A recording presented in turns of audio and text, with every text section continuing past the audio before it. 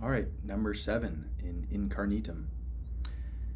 Never regard something as doing you good if it makes you betray a trust or lose your sense of shame or makes you show hatred, suspicion, ill will, or hypocrisy, or a desire for things best done behind closed doors.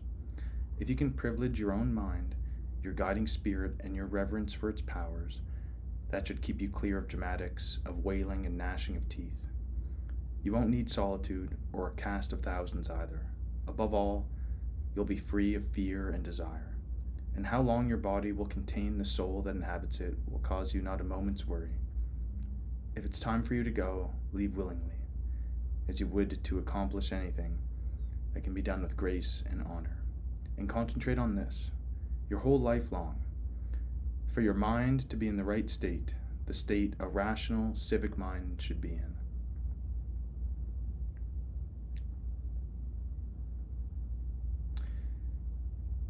Let's have a look here.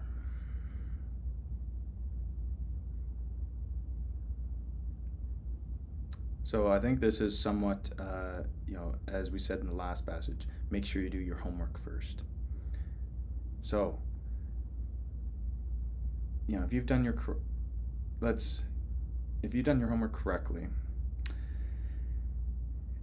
or let's say you're just starting out on your homework, and you're figuring yourself out, your nature, and you think, oh, this thing would be so good to do. I definitely would like that and appreciate that. Well, if it makes you betray a trust, then it's not good. It's not going to benefit your soul long term. Short term probably as well, but short, medium, long term. Lose your sense of shame. That is a powerful emotion, shame. And it's something in today's society, I think it's my personal belief that as a society we've really gone away and done our utmost to mitigate and try and get rid of that sense of shame, which I think it's a negative emotion. Certainly it doesn't feel good to be shamed and to be ashamed of oneself, but it's a strong marker and it's a strong motivating force not to feel that way again. And so if you're doing something and you don't feel, you kind of feel like you're on top of the world, that you can do no wrong, that itself can be an indication that, hey, is there something here that I'm overlooking? I doing these things right now, I'm stuttering, pausing awkwardly. Oh, I feel a little bit of shame. Maybe I should be doing these things a bit better. Sure, that would be great if I did them perfectly. But that's not the point. The point is a thought exercise and to just kind of have fun with it. I wouldn't ever personally want to do away with my sense of shame. Some of the most profound changes I've had are because I thought, geez, I never want to feel this way again, and I will act accordingly and plan better, behave better. And I'm using better here kind of subjectively, but you know what I mean. I'm going to behave differently in the future so I can try my best to not feel this way and act with intent, knowing, drawing from my past experience of shame and reflecting on that and why did I feel shamed? Oh, is it because I let down a friend, or I didn't follow through on a promise. I didn't act in a way that was in line with my values. I had an outburst that really wasn't warranted or wasn't really reasonable.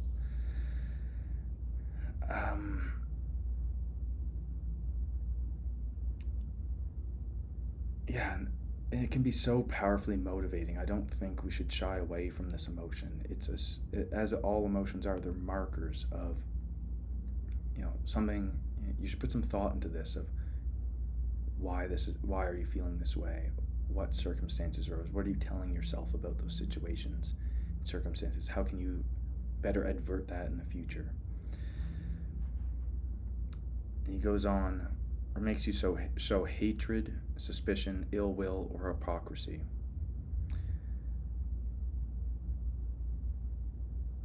So yeah, hatred, and again, it's frustration, anger, hatred. They're all various shades of the same emotion of anger, but hatred is a strong one. Showing hatred, it takes a lot of energy, and I'm not saying that there's no place for anger. Anger and frustration can also be motivating for us. They can increase your energy, be very motivating for you to get something done if you're angry about it.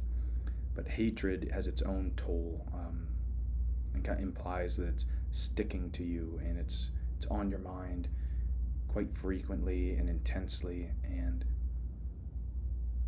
if you go through life holding on to that thing that's bringing you hatred, it is gonna affect your quality of life, certainly negatively.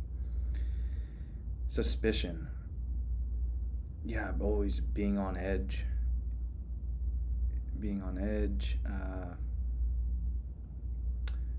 thinking the worst of others, not giving people the benefit of the doubt. There's a great quote, never, how's it go?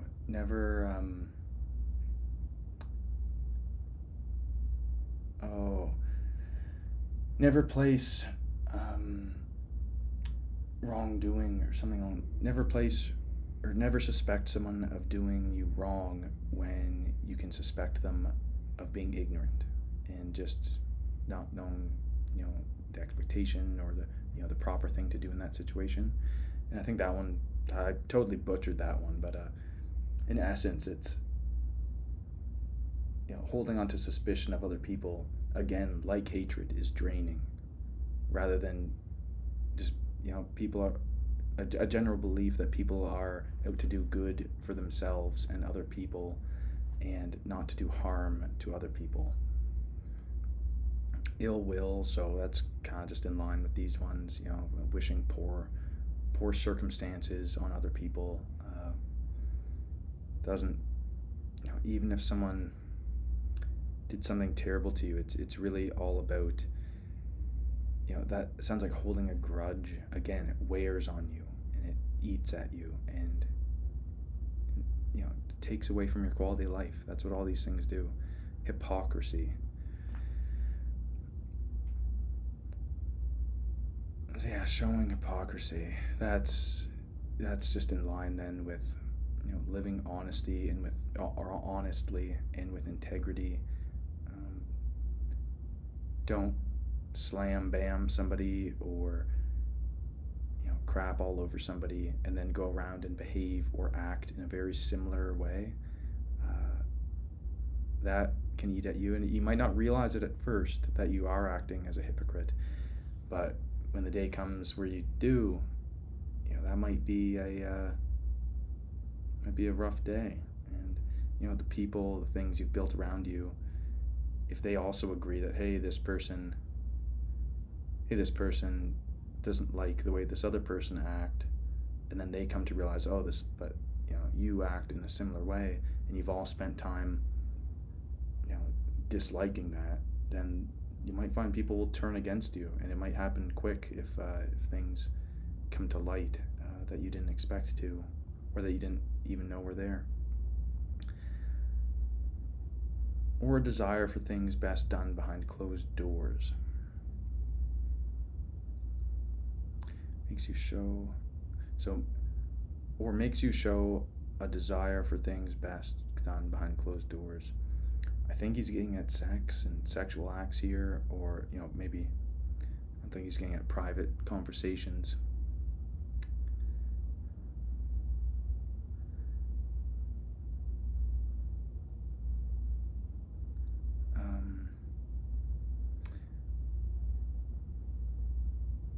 Because I don't think he's saying abstain from sexual activity at all.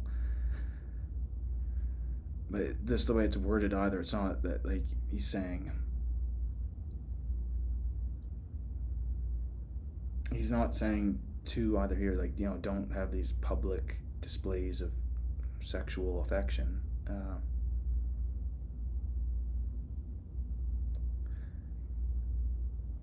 I think he's getting at, what happens behind closed doors. So, sex, maybe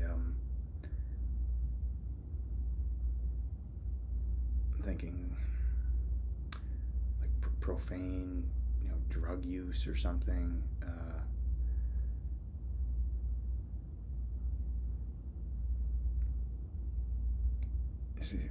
Yeah, I'm kind of at a loss here for that one.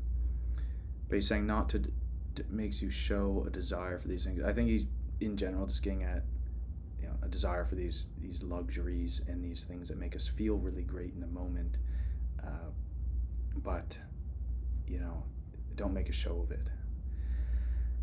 If you can privilege your own mind, your guiding spirit, and your reverence for its powers, that should keep you clear of the dramatics of wailing and gnashing of teeth.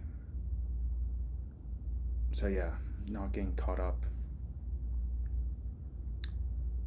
in emotional displays out in public, or whether it's somebody else doing something or yourself, and fighting and just anger and all the things that he's described there: suspicion, hatred, ill will. If you can understand your own mind and help guide it, it can help you avert a lot of those situations. You won't need solitude or a cast of thousands either. So if you can harness your own mind and your own nature, you won't. So I'm thinking solitude, that might be almost an insane person who can't, or who struggles with, it's all the thoughts circulating, all the things happening in society. They can't rein it in and make sense of it, or focus on what they can control and influence, and it's better to just go off alone. Or on the flip side of that, you won't need the opinions of thousands of people to help dictate your life and decide what to do, and to prove to yourself that how you're going about life is the correct way. And above all else, you'll be free of desire. So again, these obstructions. And you'll be free of desire, you'll be free of the fear of death, he goes on this time. And then lastly he says, and concentrate on this, your whole life long, for your mind to be in the right state, the state a rational, civic mind should be in.